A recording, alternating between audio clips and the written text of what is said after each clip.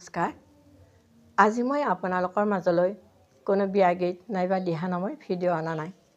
আজি মই মোৰ মনৰ মাজত খেলি থকা কথা কিছুমানৰ এটি গল্প আকাৰে আপোনালোকৰ মাজলৈ লৈ আহিছোঁ। আপোনালোকে কেনে পায় মোক জনাই দিবচোন। গল্পটিৰ নাম হৈছে হেৰাই যোৱা স্মৃতি। এৰা, তুমি শুনিছানে? বাহিৰত কোনোবাই তোমাক চিঞৰি আছে। সেইখিনি সময়ত মই পাকঘৰত তেওঁ খোৱাৰ কাৰণে কিবা এটা বনাই আছিলোঁ। হঠাৎ পাকঘৰৰ পৰা দৌৰি আহি দেখিলোঁ দুজনী তিৰোতা চোতালত থিয় হৈ আছে। ক'ৰ পৰা আহিছে, কিয় আহিছে সকলো সুধিলোঁ। তাৰপিছত মই ক'লোঁ, চাওকচোন, আপোনালোকক বহিবলৈ কোৱাই নাই। আহক আহক, ভিতৰলৈ আহক। এই বুলি দুয়োজনীকে মাতি নি ড্ৰয়িং ৰুমত বহিবলৈ দিলোঁ। তাৰপিছত চাহ পানী খুৱাই সুধিলোঁ, এতিয়া কওকচোন, কিয় আহিলে, ক'ৰ পৰা আহিলে? দুয়োজনী একেলগে কৈ উঠিল, বাইদেউ, আমি বেছি দূৰৰ নহয়, ওচৰতে ঘৰ আমাৰ, মানে চেঁচাত। ঘৰ ওচৰতে হ'লেও মই আগতে দেখা নাছিলোঁ, সেইকাৰণে সুধিছোঁ, বেয়া নাপাব দেই। দুয়োজনে ক'লে, হ'ব বাইদেউ, আমি বেয়া নাপাওঁ। কথা হ'ল বাইদেউ, আপুনি হেনো নাম গায়। আমি চেঁচাত ৰাম মন্দিৰ এটা স্থাপন কৰিব বিচাৰিছোঁ আৰু তাত আপোনাক নাম পৰিৱেশন কৰিবৰ বাবে আমন্ত্ৰণ কৰিব আহিছোঁ। মোৰ বৰ ভাল লাগিল, কাৰণ ভালকৈ নাম গাব নাজানিলেও কুলহাটী গাঁৱত মোৰ এটা নাম আছে পাঠক বুলি। মোৰ মানুহজনেও মই নাম গোৱাত কোনোদিনে হকা বাধা কৰা নাছিল।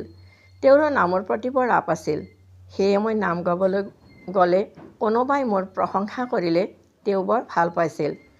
পিছদিনা মই চুবুৰীয়া তিৰোতাখিনিক কথাটো জনালোঁ। সিহঁতেও যাবলৈ সন্মত হ'ল। তাৰপিছত যিদিনা নাম পৰিৱেশন কৰিবলৈ যাম, সিদিনা সিহঁতে আগতে আহি মোৰ চোতালত উপস্থিত হ'ল। সিহঁতক দেখি মোৰ মানুহজনে মোক ক'লে, এৰা, তোমাৰ হোৱাই নাইনে?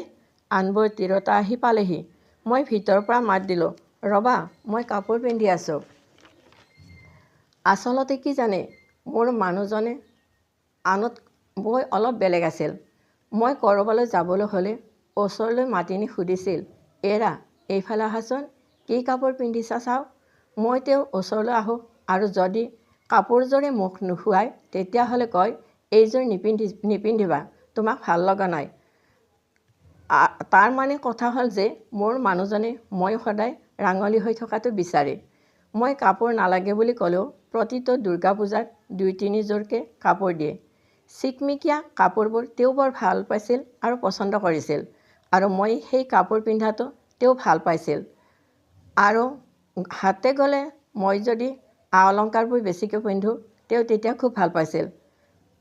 আনে তিৰোতাজনী ধুনীয়া বুলি ক'লে তেওঁ গৌৰৱ বোধ কৰিছিল। সকলো পুৰুষে নিজৰ তিৰোতাজনী ধুনীয়া হোৱাতে নিবিচাৰে জানো?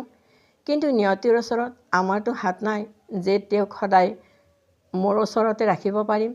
নিষ্ঠুৰ নিয়তিয়ে তেওঁৰ সেই ভালপোৱা সৌন্দৰ্যক বেছিদিন উপভোগ কৰিবলৈ নিদিলে আৰু এদিন হঠাৎ অকালতে মোৰ পৰা চিৰবিদায় লৈ আঁতৰি গ'ল। আজি তেওঁৰ আত্মাই কষ্ট নাপাওক বুলি মই বগা সাজযোৰ এৰি ৰঙীন সাজযোৰ পিন্ধিবলৈ ল'লোঁ। মানুহজনৰ মনৰ আশা পূৰ্ণ হওক, তেওঁ য'তে আছে কুশলে থাকক। মোৰ বিশ্বাস, হয়তো তেওঁ সপোনত আহি হ'লেও কেতিয়াবা মোক চাই যাব আৰু সুধিব, তুমি আগৰ দৰে আছানে? ভগৱানৰ ওচৰত প্ৰাৰ্থনা কৰিছোঁ, তেওঁ য'তে আছে শান্তিত থাকক। ওম শান্তি।